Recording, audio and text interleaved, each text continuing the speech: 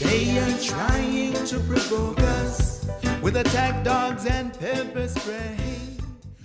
Welcome to the Daybreak Star Radio Network. Our motto here in Seattle, where we broadcast the amazing, world-famous Daybreak Star Radio Network, is indigenizing the airways. And one of my favorite parts of my job as the station program director is interviewing amazing talent.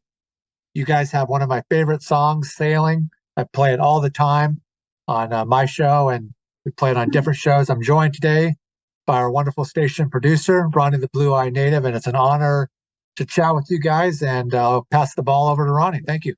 Yeah, so like you said, thank you guys for joining us. Really appreciate it. Let's first just go down and maybe have all of you guys introduce yourselves real quick so people can get to know you. Let's start with Romeo. Hello, everyone out there in Native America and beyond. My name is Romeo C. Alonzo. I'm the saxophonist for Innastate, and more recently, also the keyboardist for Innastate. So, hello, and thanks for joining us today. Thank you. All right. How about you, Rylan? Hey, what's up, Ronnie? Let's see. Hello, everybody. My name is Rylan Kabotie. I'm a Hickory Apache. I play bass guitar and I sing for the band Innastate. We're from down in New Mexico, as I'm sure we'll be letting you guys know all the info. But yeah, we're really happy to be here. So thank you for having us. Thank you. And a little bit about you, Adrian. Everyone, my name's Adrian Wall. I'm from Jemez Pueblo, broadcasting live from Ponderosa, New Mexico. Hanging out. I play guitar and sing with the band. And Rylan and I started the band years ago, so it's kind of nice. Got a couple of founding members here. All right, go ahead and get it started, Harris. Awesome. Thank you so much. Can you tell us about the origin of the band's name, Innastate, please, and what it signifies for your music and the band's identity for all of our listeners that will be checking out this wonderful interview? Let's see. You want to start that one off, Adrian? I was going to hand it off to you, man. I think you. All right, cool. Let's see. So when we first got started, let's see, Adrian and I, like how he was saying, we kind of were the original skeleton of the band. Adrian is actually my father's best friend, and they've been playing together for a while. And me and Adrian were playing in adjacent projects. I started playing bass guitar for them in different things. But anyways, we met up with our drummer Lawrence at some point because he put an ad up on Craigslist, and that's how we ended up finding him. And when we started, I think Adrian was the original person who was talking about a name called Innavision, and it was kind of funny because we found out that there's a Hawaiian band called Innavision. And so we got to brainstorming. We had a bunch of different ideas, but the name Innastate is meant to kind of like talk about your inner state of being, like whoever you are, like kind of like the essence of, like us as humans, the essence of us as individuals, like that's a different place for every single person, no matter what. And I think what we've tried to strive for in our music is just telling stories of the human experience. And obviously those are going to be informed of our backgrounds as Native American peoples, and they're also going to be informed by just our backgrounds as human beings, as people who live where we do, whether it's in New Mexico or Arizona at the time or whatnot, what have you, But Innastate is meant to be just recentering yourself and coming back to that place that is your home, that is inside of you, the Innastate. Nice. It's a good way to put it. That's actually poetic. I love it. So while your guys' music is specifically your listed genre is basically reggae, but you do seem to blend a little bit from other genres in your music, I've noticed. Yes, definitely. So what I want to know is how would you guys personally describe your sound, and what were some of the key musical influences that helped shape it? I think it really comes down to those influences. Listening to music. Me personally, like Rylan explained, there's a really interesting dynamic happening in this band because it has elements of a family band, yet we're using other musicians too because of Rylan and I's relationship. And like he mentioned, I grew up with his dad playing music, and we played in metal bands and those kind of things. And as a kid, I listened to a lot of reggae music because that's what a lot of Pueblo people listen to. Is just all over the place here. And back in the early '90s, started a band called Red Earth, and in that band we started as a metal band. We were called Ruination for a second, and our drummer just started playing James Brown and 311 and Fishbone and all these, and I just like, wow, what's all this stuff? And we just started incorporating it, and having all those influences, I think, is really important. I think I specifically chose a reggae genre because I really enjoyed writing reggae songs and playing reggae music, listening to reggae music. I was in college when this band started, and I didn't play music for 3 years because I needed to focus on my studies. But at the end of that little tenure in school, I had a pile of songs, and I reached out to Rylan and said, "Hey, man, you want to start a reggae band?"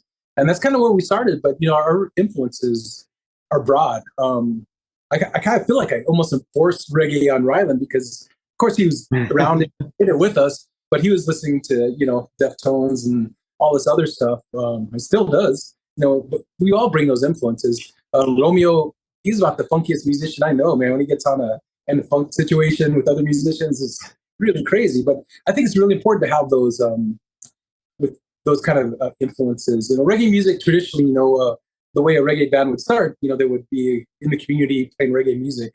But we came from a more contemporary perspective. I think just love of music, and that's where I'm coming from anyway. Everybody else has their own story, but yeah. Yeah, and to speak more onto that, well, I don't know. Do you have something to say as well, Romeo? Like, sorry, me and Adrian are fielding these first two questions.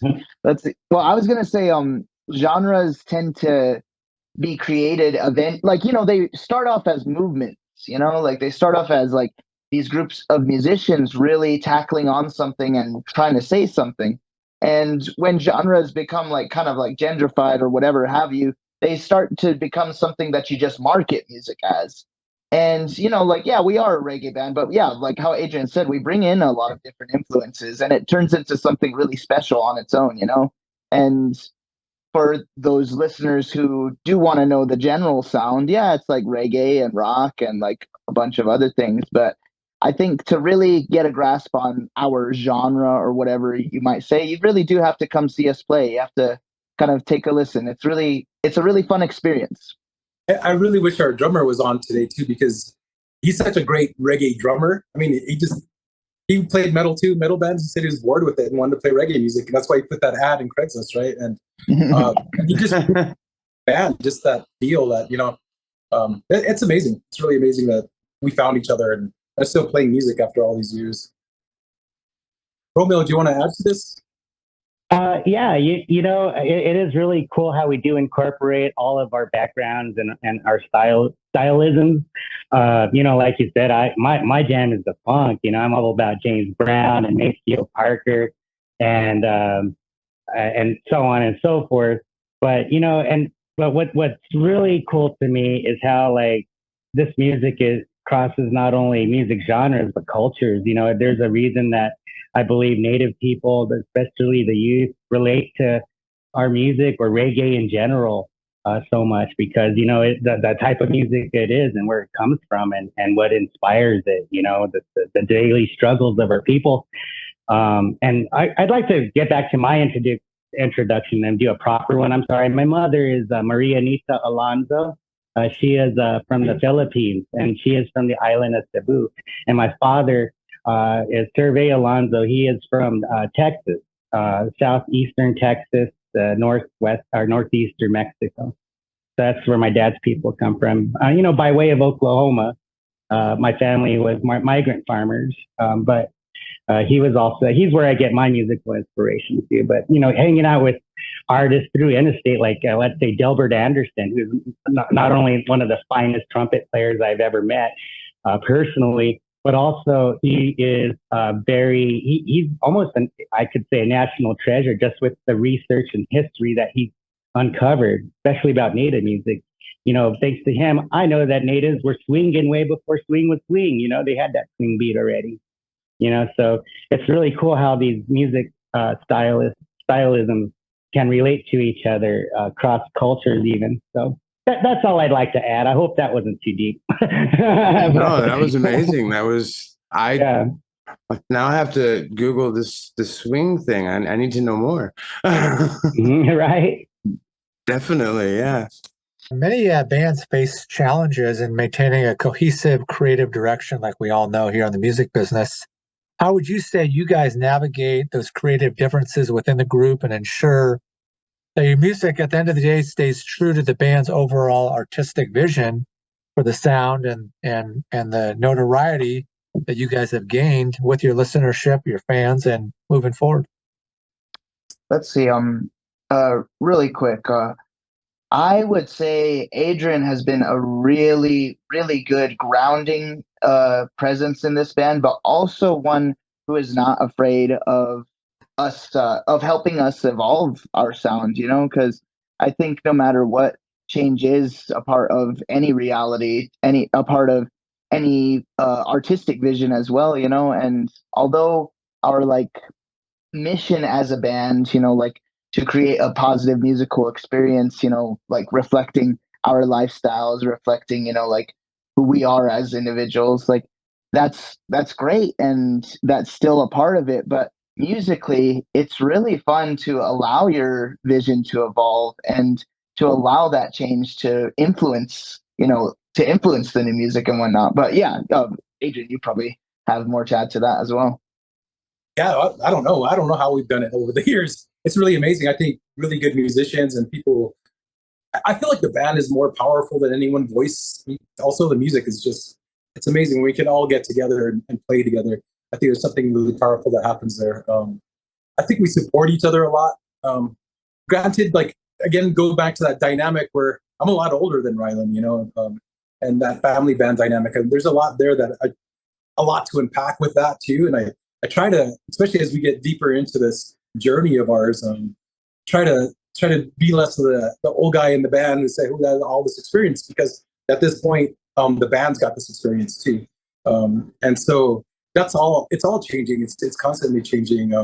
But I really am thankful and just floored by the dedication the band has to the music, to the band, just to make things happen, and that perpetuates itself. We're just moving forward, and things that keep going, and it's a kind of a bonding thing. I don't know that you can plan to have a continuation of a band. You just kind of have to keep going with it. You know, one more thing I would say as well. We take our time when crafting our songs.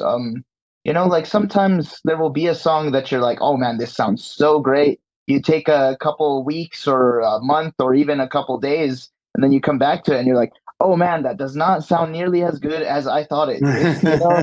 Or like vice versa, you know, like you'll discard something and then come back to it and be like, oh wow, like why haven't we recorded that sooner? You know, like I think it's important to give yourself time to, you know, reevaluate some of those things as well, and to realize that again, you know, like there are some things that are going to be worth keeping as part of our musical legacy, and there are some things that it's totally okay to just be like, no, you know, like that doesn't need to go on an album. That's okay too, you know. Like it's important to constantly be evaluating what we want to put out there into the world, you know. Anything to add, Romeo? Well, just that I think it's always, you know, good to have, you know, that trust and in your bandmates, to know that, you know, when you're on stage, that, you know, no matter what kind of technical difficulties might happen, or you know, maybe someone forgets lyrics or a horn line, it's not going to fall apart. You know, we're gonna pick up where the next measure starts off, and you know, the song is gonna fly. You know, so I really appreciate that about the band, their musicianship, and you know, and you can really see that reflected in the music and the craftsmanship of the songs. I mean, Rylan's lyrics are some of the most beautiful lyrics I've actually read, and I'm not even a lyric guy. I'm a horn guy. My whole life, I just like listen to the music and I'll hear the voice and the melody, but the words kind of fly over my head. I'm just listening to the music. But after being in this band, that's kind of changed that, because I really enjoy the stories that are being told, and the reflections on actual real life situations, real life experiences, RLEs. So yeah, I guess that's where I stand on that. Can I add one more thing too? And I just kind of reflecting on this too. I mean, I think one of the things about the band in general, the idea of the band, we've always tried to be real as professional as possible, as well as being accountable to our band members and to the people we're playing for and the venues we book and those kind of things. I think we hold ourselves to a high standard as a band. And I think that really helps us kind of keep things going. When Romeo mentioned trust, I mean, you know, that's, I think he has a lot of faith in us to book and do these things. And so we try and reciprocate. And I think that's a really important thing to have as a band, that trust and trust in each other. And the follow through. Nice. It's good. It's good that you guys have that kind of family dynamic going as a band. It's awesome. They are trying to provoke us with attack dogs and pepper spray. Well, this is a peaceful protest. Protectors, stand your ground and pray. 'Cause when the pipeline breaks, it would be